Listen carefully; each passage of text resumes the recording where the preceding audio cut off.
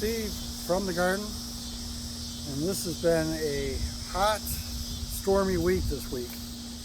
You can see the storm we had that blew through last night, had some really strong wind, blew out some of this corn, so I might have to stake that up so the voles don't get to it. And even this buckwheat kind of got blown down by the storm. Now the buckwheat is just starting to flower, so in about 5 or 6 days I will chop this down, cover it, and this bed will be ready for next year. My tomato plants here, these are the San Marzano. I didn't have these tied up real well, so a lot of them had flopped over in the wind. But when I came home from work today, I kind of tied them up so when we have another storm come through, they'll hold up a little bit better. I did come through also and do a harvest on here and got about 7 pounds of tomatoes. And now that they're tied up better, it looks like we have another storm on the way. We should be okay on that. I am definitely liking that I'm letting these bush out, because I am getting a lot more tomatoes this way than I did when I was single stemming them up the poles here. The summer pig tomatoes here, the determinants, they handle the storm really well.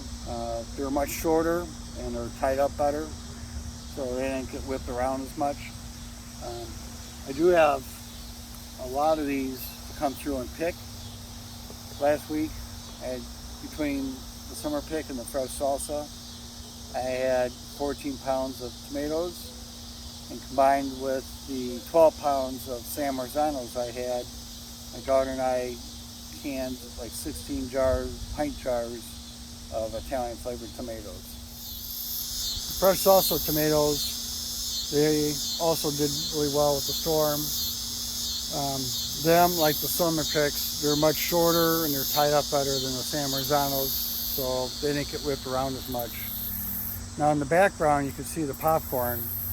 The popcorn is much taller than that sweet corn is over there, but this storm kind of came out of the northwest, and by the sound of the view of the camera,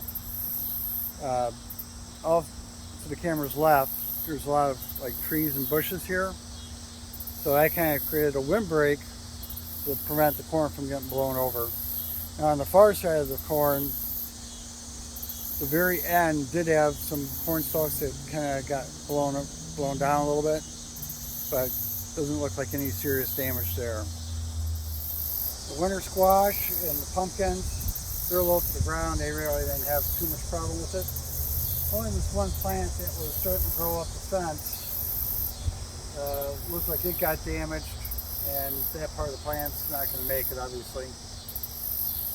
The rest of the garden really doesn't have that much tall plants, and they're all kind of like sheltered and close to the ground, so everything else worked out pretty well. Just wanted to give you a quick update on how the garden did with all the storms that came through this week. If you had any storms come through and had any problems in your garden, leave a comment down below.